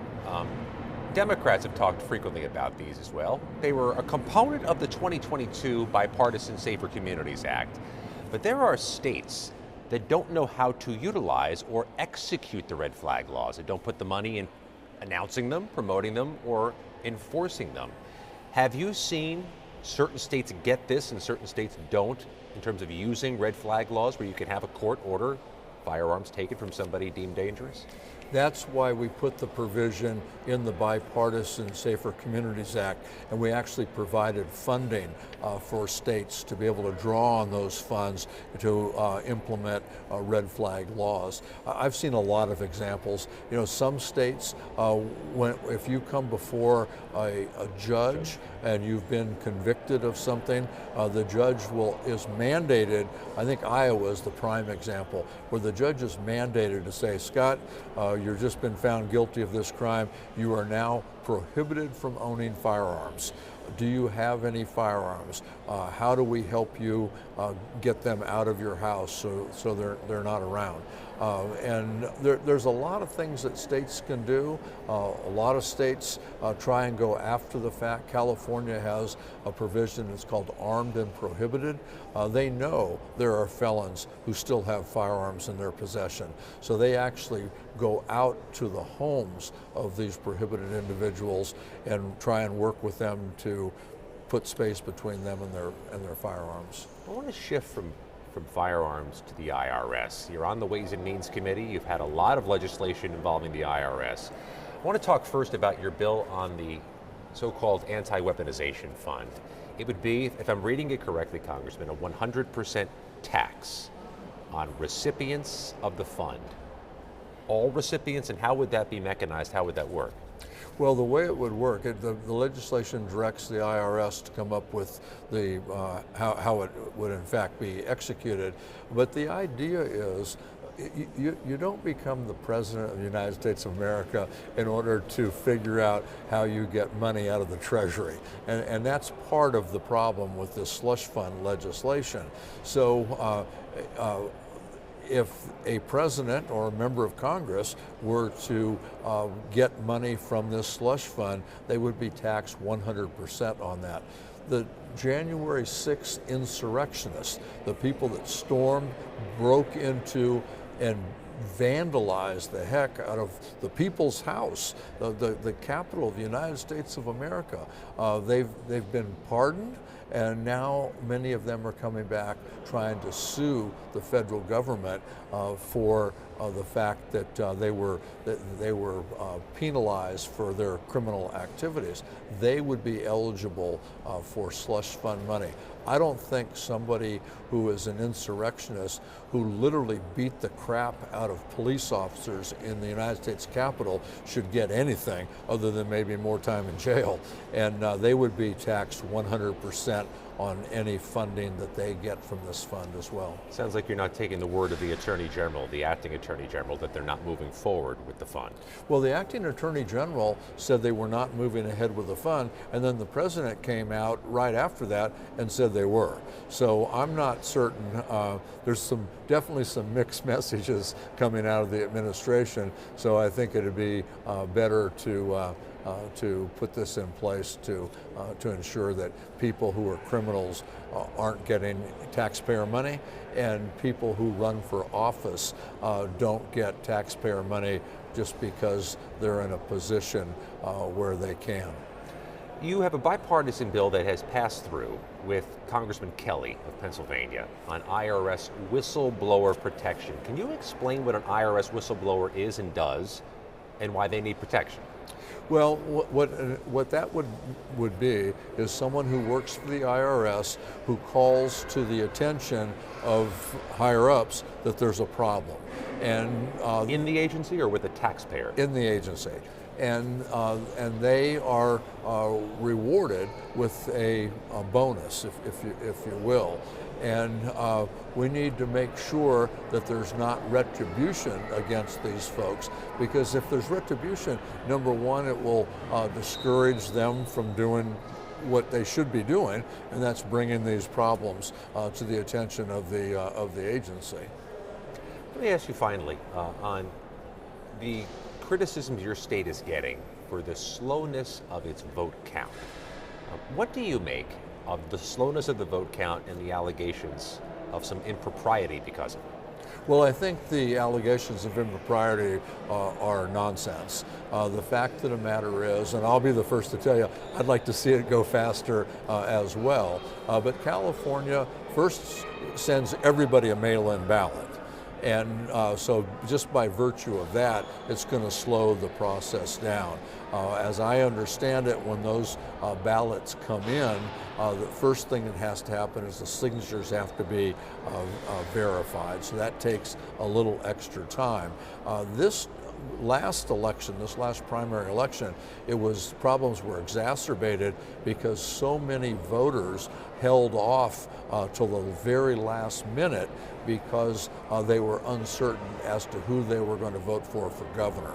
So that took a little longer, and then all these ballots came in at the last minute, which made it more difficult to get those ballots counted in an expeditious manner. I just think it's important that we chill, let these guys do their job, and that every vote is counted so every vote can count. Mike Thompson, the Sonoma, Sacramento area, Democrat from California who has been a leader for more than a decade on gun violence prevention. Mike Thompson, thank you very much. Scott, always good to be with you. Back at you, sir. This is 535 News. Much more to come in a moment. You're watching 535, and we'll be right back. We are Lions International, one association of global volunteers, one foundation for humanitarian grants, shaping the future, one act of kindness at a time. We are on a mission to improve health and well-being, to strengthen communities, to serve a world in need. We are Lions International. To learn more, visit lionsclubs.org. In Afghanistan, the IED actually penetrated the vehicle between my legs. But it was a miracle that we all survived in the vehicle. When I began the process to separate from the military, it was during COVID. And with the issues back home, we just knew we got to come back home and take care of the family. So we had to go stay at our mom's house. And there was already 3 people living there and 5 of us, or 8 people. How many bedroom? Like a 2-bedroom. Like a 2-bedroom house. We were desperate. So then when we transitioned to Texas, it was very much so like, what are we gonna do now? When I came home, I needed a new roof due to a storm, and I was about to lose homeowners insurance as well. I applied for Operation Homefront Critical Financial Assistance Program. They've really been a blessing. I'm in the Permanent Homes for Veterans program. They built a house for me, and it's amazing. We got the call, this is your house, and the kids and I took off just to go sit in the driveway and cry. It's life-changing. It took us from a hopeless situation, and now we're homeowners. We have a savings account. The best way to describe Operation Homefront is that it's like a family, because they're always there for you. I would say you guys are angels behind closed doors. Operation Homefront has impacted my family in a way that's probably going to be passed down through my family's history. It's definitely going to be a story that's going to be told for generations. Congressman Molina, thank you so much for being here. My pleasure. Appreciate you having me. Can you explain to people where your district is and what kind of district it is? What do they grow in your district? And is that a big job industry in your district? Talk to me about this bill you have. It's called the Farms Act. What exactly is the problem you're trying to solve with this? Is this something that the administration could address on their own, or does it need to require Congress to pass a law to really fix it? Is this bipartisan at all? Do you have Democratic support? So what's the brass tacks here? Who's your counterpart in the Senate, and what is the path forward you see for this legislation? Oh my gosh. You know, let me think about that.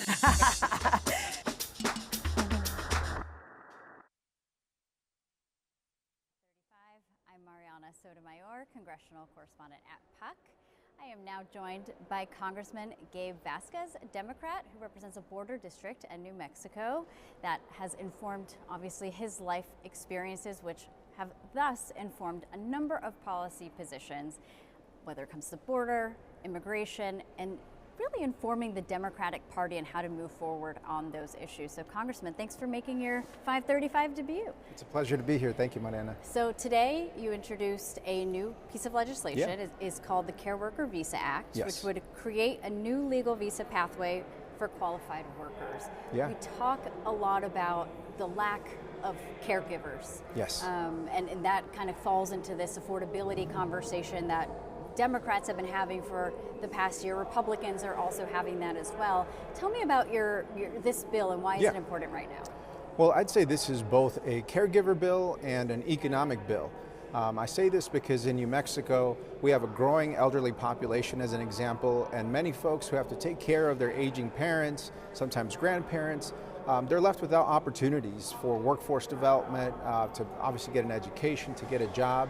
So by creating this new visa category to fill many of these caregiving jobs that right now we're in deep shortage of, including in New Mexico, we can create opportunities for families to go to school, to be able to go to workforce training opportunities, to get a job, you know. And so many folks I hear from back home say, if I didn't have to care either for my child, an aging parent, or even somebody, a family member with disabilities, they could really be in a better position economically. But look, this is one of the common sense issues that I think, red or blue, it doesn't matter. We care for our kids and we care for our elders, and we know that immigrants are already doing this job overwhelmingly across the country. Yeah, so the visa, this would again create a new category. Mm-hmm. It would be capped, I believe, to $100,000 a year. Yes. And clarify for me, would this apply to those who are in the country legally and then some who are continue to be undocumented as well? How does that, how would that go?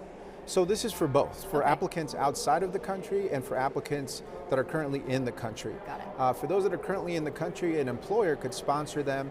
And in many cases, some of these folks are already doing these jobs, right? You look at Florida, where a majority of their caregiving industry is done by immigrants. Those folks, if they may not be right with the law, if they are working without legal status, they could apply for this special category of visa. Now, we also put restrictions in here to protect the American worker, and I think that's really an important part of this conversation, which is why this bill is endorsed. It's union endorsed.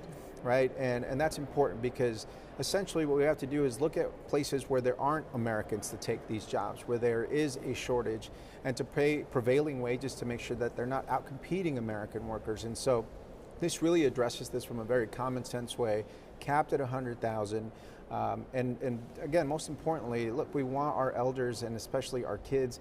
I mean, we see it here in DC, right, Mariana? Yeah. Lawmakers, when they're here on the Hill and folks are pushing strollers down Capitol Hill, I can tell you about 90% of those nannies and the caregivers for those kids, they're not speaking English, right? And hopefully those babies and those young kids are learning some different languages. But I think the lawmakers see it here too, which is really important. So you've done maybe, I don't want to say the easiest part. Cobbling legislation can be pretty in the weeds, difficult. Yeah. But you've introduced it.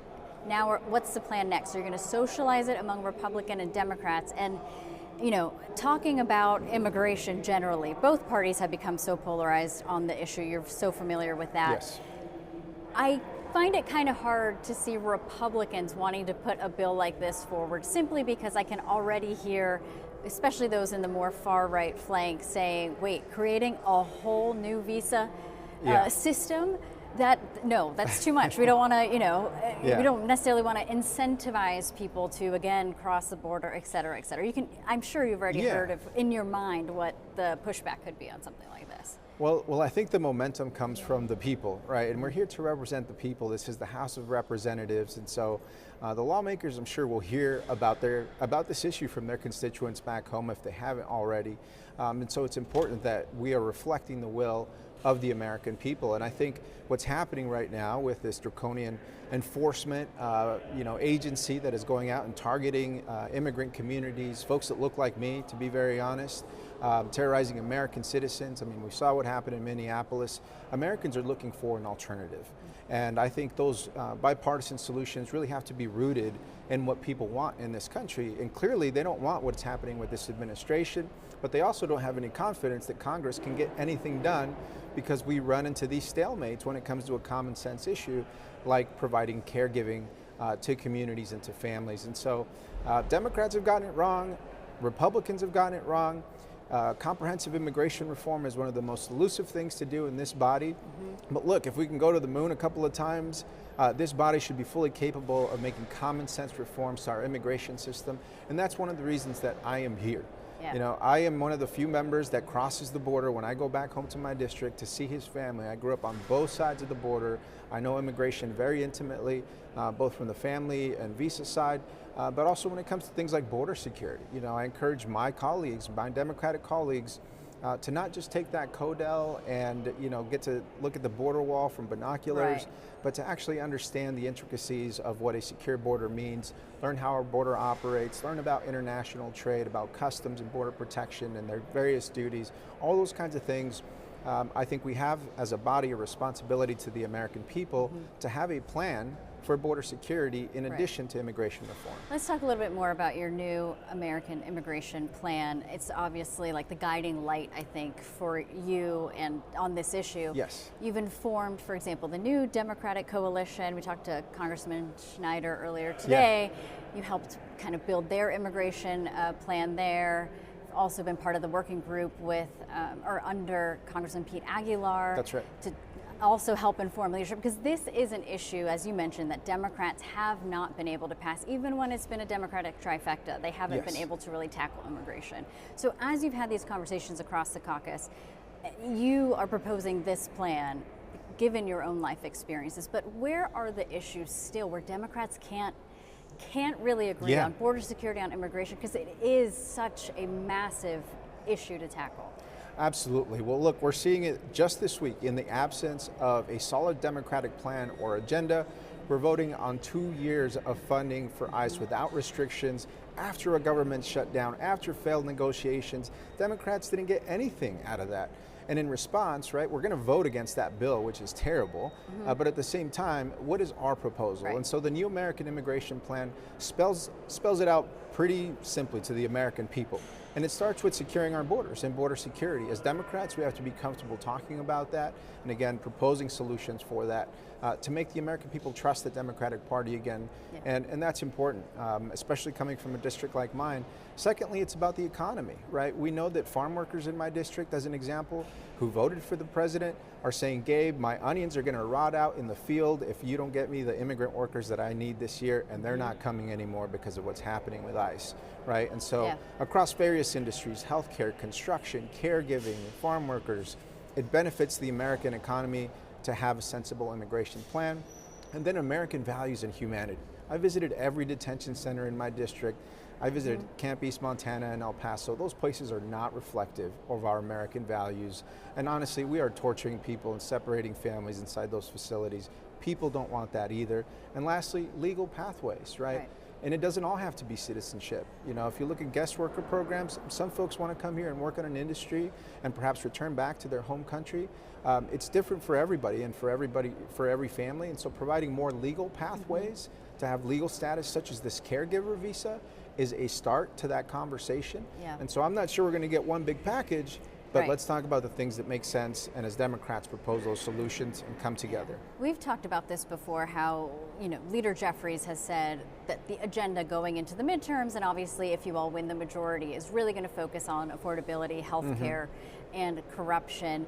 There's some elements to what you're talking about that falls under the affordability category, but I'm also still waiting to hear if leadership is going to put immigration as part of the Democratic priority, because you talk about gaining trust back with voters. Voters are upset with Republicans and Trump.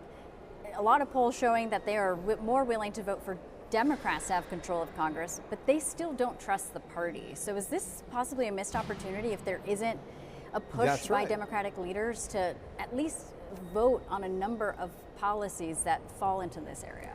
Absolutely. It's a huge missed opportunity, and we see as the president's rating and the Republican Party's rating on immigration and how they're handling this issue continues to tank, we have to have an answer.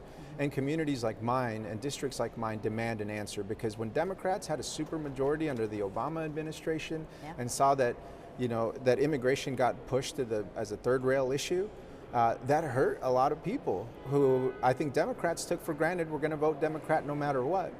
That's one of the reasons that Latinos don't trust Democrats on this issue. And so leadership needs to step it up. I've been knocking on their doors. I've been talking about this in terms of we all have to get together, from the Progressive Caucus to the Blue Dogs to the moderates. Everybody in this big tent umbrella of the Democratic Party has to unite under a vision for immigration reform, what that looks like.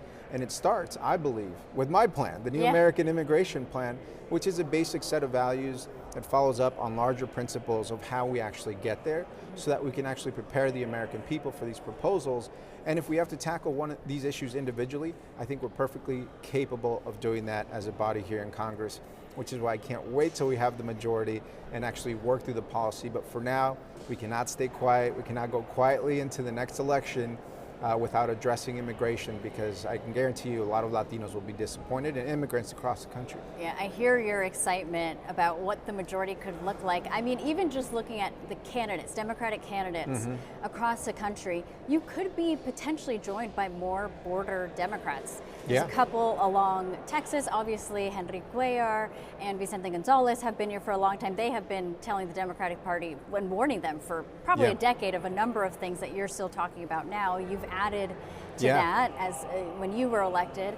I'm also thinking about Juan Ciscomani. He's in a very tough race, and there could be a Democrat, again, representing a border in Arizona. That's a pretty significant coalition. Are you talking to those candidates and saying, hey guys, like, this is what I'm thinking about? Does it jive with what you're hearing on the ground? And if you're elected, you know, will you co-sponsor a number of these bills? Like, how are you starting to think about that coalition building that could form? Yeah, absolutely. You know, I spoke with Bobby Pulido just recently, a great candidate from Texas.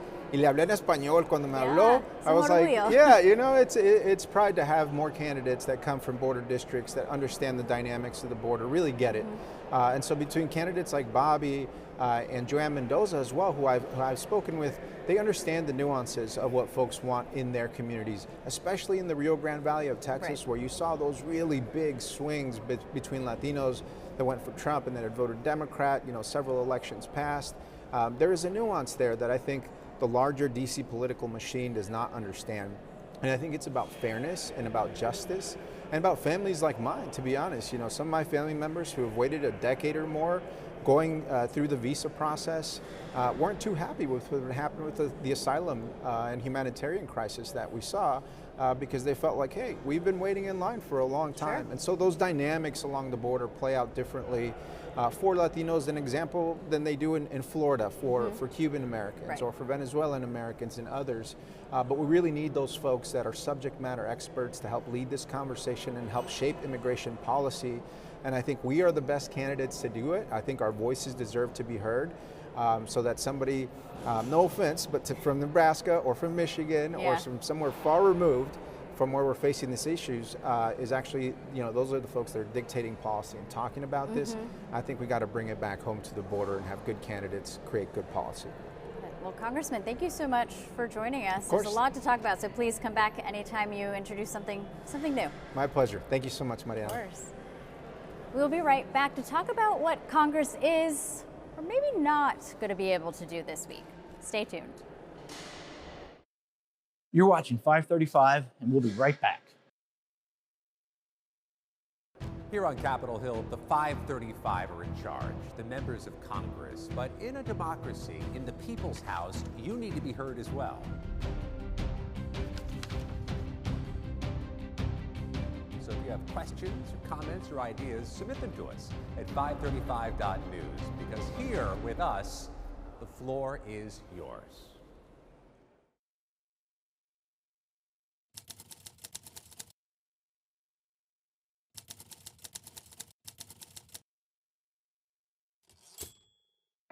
America's housing market is frozen. Outdated tax policy is keeping millions of homeowners stuck. The capital gains exclusion on a primary residence hasn't been updated since 1997, when the median home price was about $129,000. Now, it's more than $419,000. Over 13 million homeowners would exceed the cap if they sold today. The result? Fewer homes on the market, higher prices, less opportunities for first-time buyers, families, and seniors. The More Homes on the Market Act would modernize the capital gains exclusion by doubling it and indexing it to future inflation. More homeowners could move without facing massive tax penalties on their home equity, which means more homes, more mobility, and more opportunity. Realtors are members of the National Association of Realtors. America leads the world in medicine development. It matters. We get new medicines first, nearly 3 years faster. 5 million Americans go to work because we make medicines here at home. And not relying on other countries keeps us safe. But China is racing to overtake us. Will we let them? Or will we choose to stay ahead? When America leads, America cures. Let's tell Washington to keep us in the lead. Hi, I'm Elizabeth Rome. I've played many roles on TV and film, but today I want to speak to you as myself about a cause that's very dear to my heart. The Cancer Prevention and Treatment Fund provides free help to those who have cancer and those who wish to prevent it. They've also worked tirelessly on banning cancer-causing chemicals in our homes and neighborhoods. I want to thank them as a mom for protecting our families. Please donate today at the Cancer Prevention and Treatment Fund at stopcancerfund.com. You're watching 535. This is 535. You're watching 535. You're watching 535. You're watching 535. We're live from the Capitol, and 535 starts right now.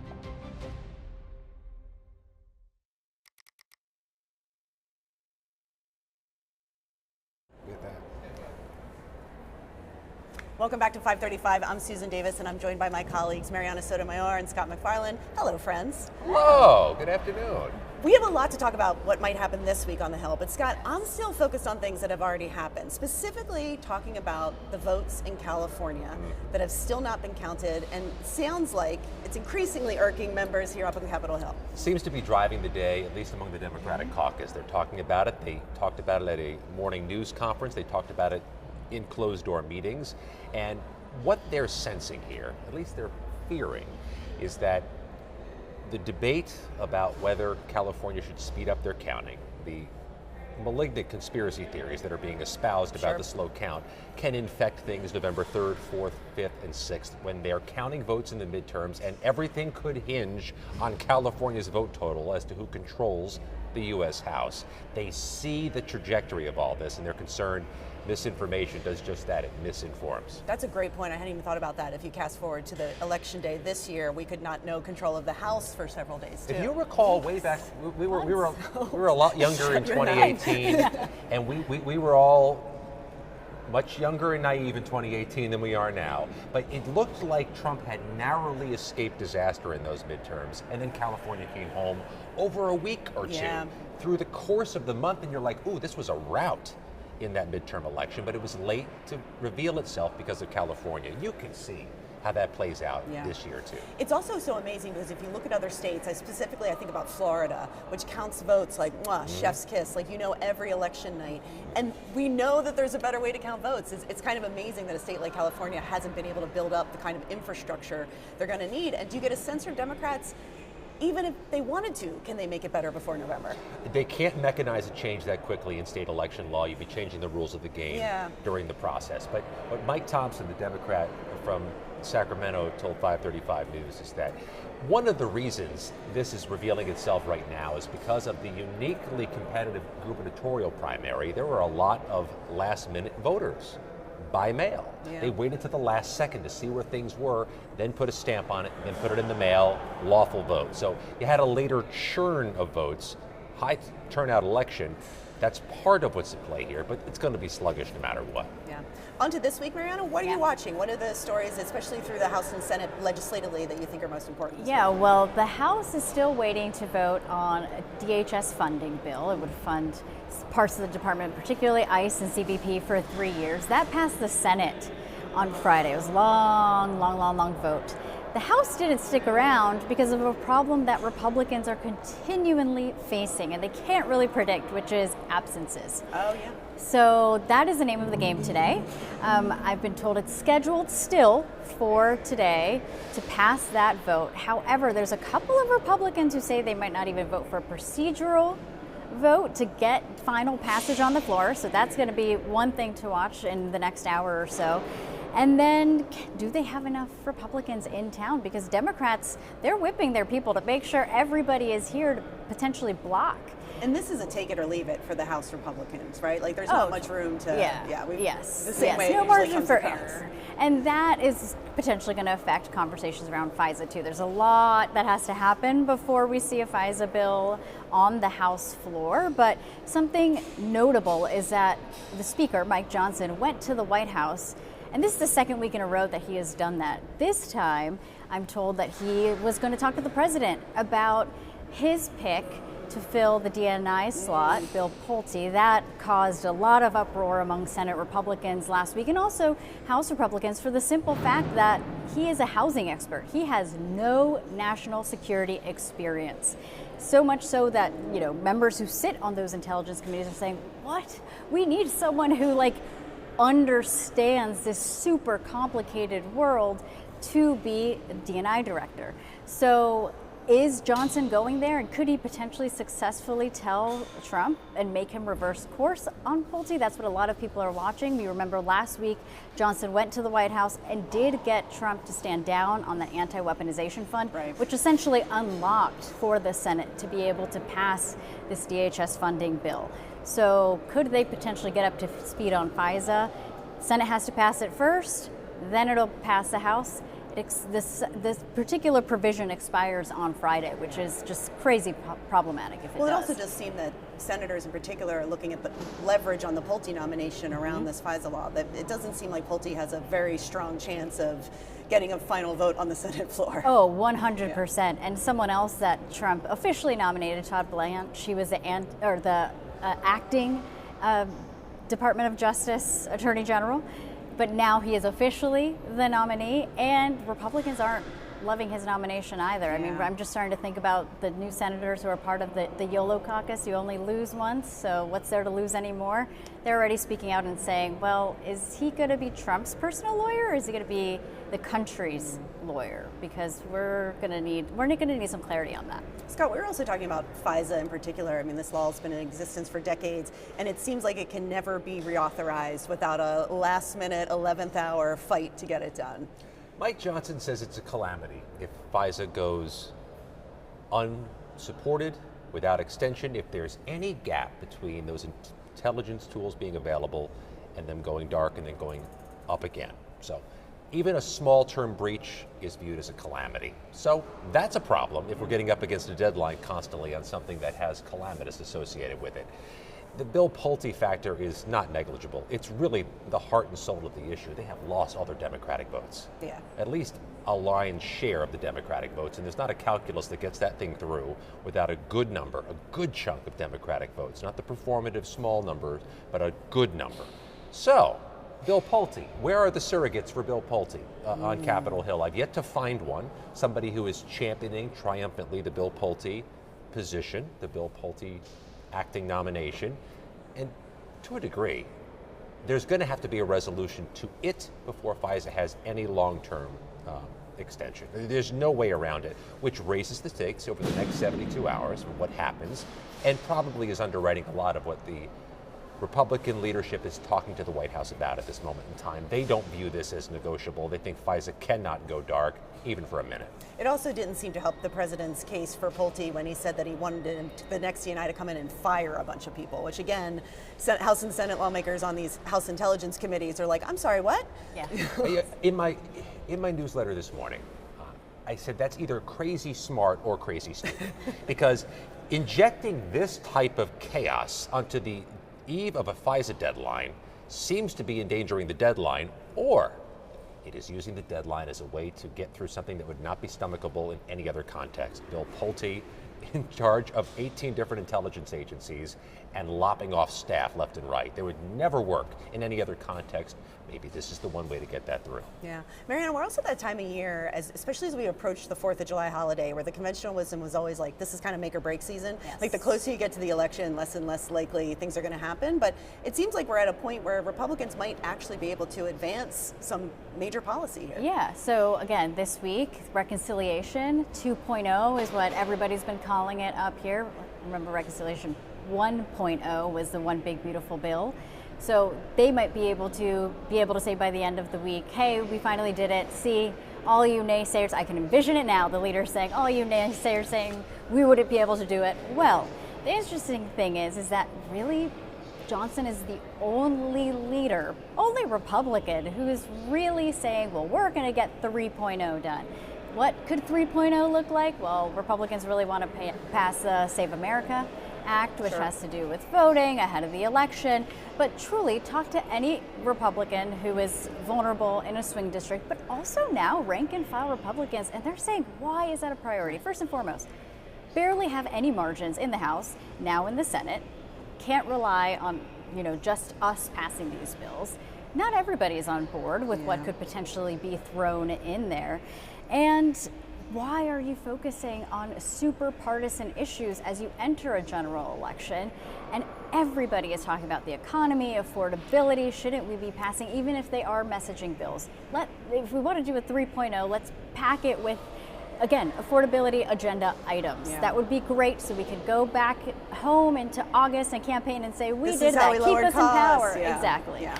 But I don't think that's going to happen, and there's rumors that August recess could come as early July, because if Republicans aren't able to get a number of their priorities done, they don't really have much else to vote for. There's no good reason keeping lawmakers around with nothing to do. No, festering, getting mad at leaders, no. I do want to also note the NDAA is going to move this week, and we should have more on that later in the show. And I also want to talk about this week's show. On Thursday in particular, we're going to do a lot of deep dives on housing legislation. There is any number of bills moving through the House and Senate right now and looking at how to make housing more affordable, more accessible, and to build it faster. We're going to talk to Senator Jeff Murphy, Senator Jeff Merkley, Congresswoman Jamie Raskin, Delia Ramirez, and Kate Kamak, and also, so both members of the House and Senate with a housing-focused conversation on Thursday. And I think that's it for us this week. Or at least for today, I mean. The week is young. The week don't is be young. jinxing See stuff, what's but that'll gonna do it. happen. Don't be talking like that. Tuesday, it already feels like ages. It does. Thank you all for watching on behalf of all of us. If it's important to the 535, it's important to us. Have a great day, and we'll see you tomorrow.